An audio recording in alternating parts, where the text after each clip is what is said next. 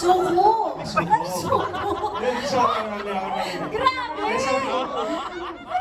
Sorry po, ulit ka ng tanong. Okay, the teleserye is entitled Love is Never Gone. Pero sa iyo ba, ano ang isang bagay or ano-ano ang mga bagay na pwedeng magpasuko sa iyo para maging gone ang love mo sa isang tao?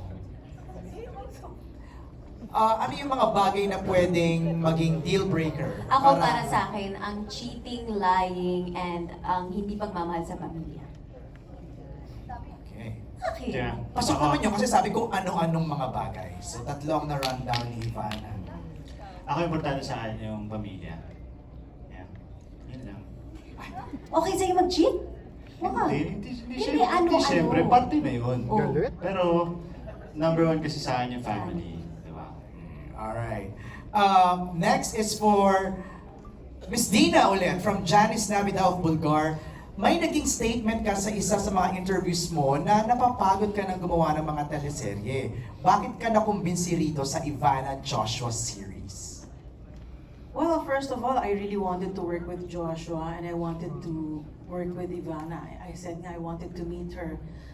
But maganda kasi yung storya eh. Tsaka maganda yung character ni Katarina. Like I said, she's a multifaceted character. Weak siya pagdating sa anak niyang si Ace na talagang minamamasboy niya na kasi mahal na mahal niya. Doting mother naman siya kay Fiang. Tapang-tapangan siya kunyari kay Divino, but deep inside niini siya. Pero ganun pa rin yung parang statement ni Katarina is, check, public property ka. It's not my business to run after public property. I know myself. Parang yun. Minsan kasi nakakapagod minsan kapag teleserye, pag paulit-ulit yung story. Like sabi ko nga, kadalasan sa mga TV series natin na napapanood, palagay yung issue, nawalan ng anak, na-inlove sila, yung pala magkapatid sila. But it's always may issue nawalan ng anak, nagkapalit yung anak, nawawala yung nanay. Parang napaka-common, parang wala namang ibang kwento. But with this kasi, Love is Never Gone, I love it, di ba, sinabi ko nga doon sa In the Making, this is more Hollywood than Filipino. Kasi there's a lot of action in it. And it's so timely kasi here we deal on the issues of human trafficking, merong smuggling, merong parang medyo diskaya yata ang role ko eh.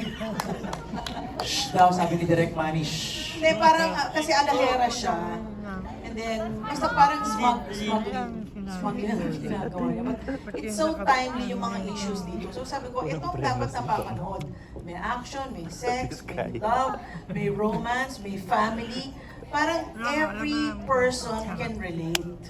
Hindi kayong, hindi naman nawawala yung anak ko, hindi ako makarelate. Ito makakarelate ka. Lahat ng character, merong isang taong makakapulot ng hugot doon na, ako yan. Tama. Ako yan. Ayan, tsaka sa mga lalaking babaero. Kami makaka-relate dyan. Yun. Alright, thank you, Miss D. Next question is for Joshua. Same pa rin, mula kay Janice. Gaano mo nakakilala ngayon si Ivana Alawi after niyo mag-shoot sa Morocco? Sobra. Sobrang ano? Sobrang kilala na. Spill the beans. Sobra, I mean, sobrang comfortable na ako sa kanya. Sobrang comfortable na, like, ang bilis na namin makagawa ng mga scenes together. And, like, nung nag-umpisa kasi kami, kailangan pa ng mahabang discussions bago magsimula kasi syempre, bago pa kami sa isa't isa. Pero ngayon, sobrang ano lang, like, we're friends, right? No? Meron ba kayong mga icebreaker sessions, intimacy workshops? Hindi kami nagkaroon ng workshop together. Diretso kami sa alam. Pero pagdating namin sa Morocco, may mga times na pag hindi kami kinukunan, nagbabond kami. Okay. Tapos may one time na lumabas kami mga casts sa Morocco. Yan, masaya yung mga ganong bonding kasi at least doon nakikilala namin yung isa't isa. Right. At least, kasi iba rin kasi pag may bond yung mga characters eh. Makikita mo siya sa mismong screen eh. Kita mo yung ilangan, di ba, kung hindi sila comfortable sa isa't isa. And then, yun. I don't wanna put you on the spot, pero sa dami ng mga nalaman mo kay Ivana, give us one thing na you discovered kay Ivana na hindi pa namin alam?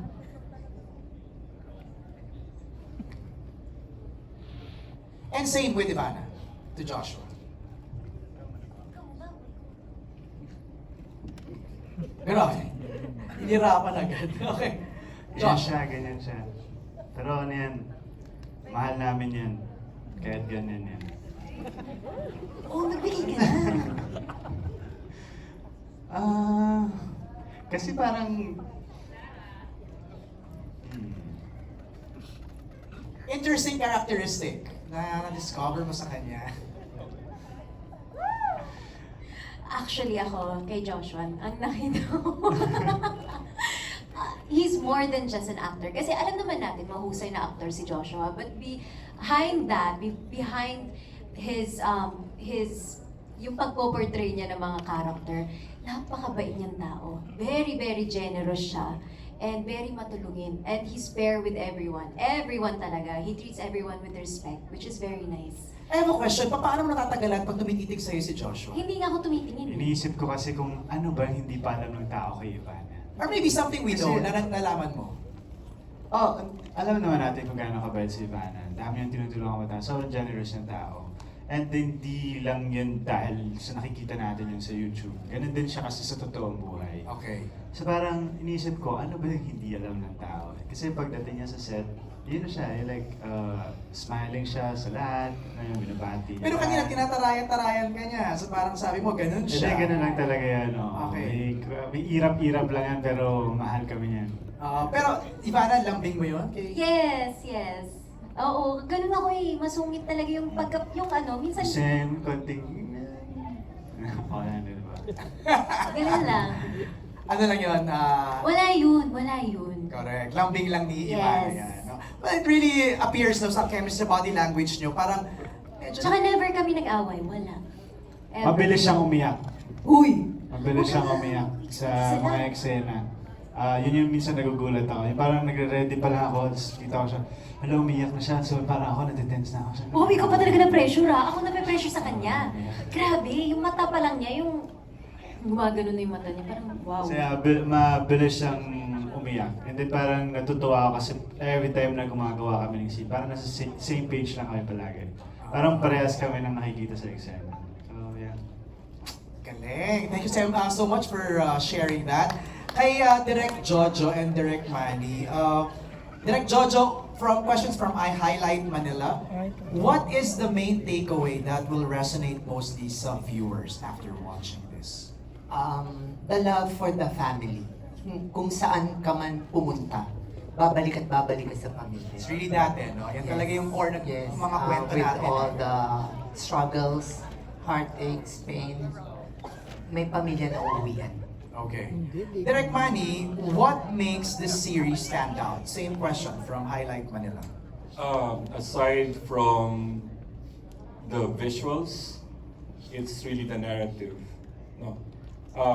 May mga serye kasi na magandang tignan, maganda ang disenyo ng ilaw, ng tunog, pero may ano sa kwento.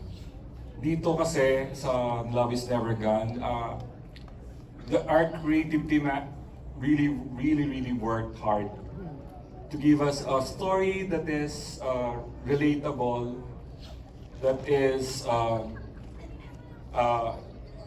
real, characters that are truthful, characters that we can easily identify with. Yun naman kasi yun eh, yung kwento talaga eh. Kahit paano mo bigyan ng iba't ibang palabok, yung disenyo, ng iba't ibang elemento ng pelikula, kapag hindi ka nadadala sa kwento, wala yun eh, hollow. No? And isang taon binuo ng mga manunulat bago namin isinubmit yung first draft sa management. Para sana makapagbigay kami ng something that is new, but and also na makaka-identify yung mga manunod natin. Something new, something relatable, and something powerful. No? Parang feeling ko ando dun, yun ang perfect description sa Love is Never Gone. True. Thank you very much, Direk Manny. Also, props to our creative team. Siyempre, ay maraming salamat. Congratulations. On that note, palakpakan natin the cast of Love is Never Gone. On behalf of everybody, Joshua, Ivana, please invite everyone to catch your Prime Original Series. Go ahead. Una, gusto ko pasalamat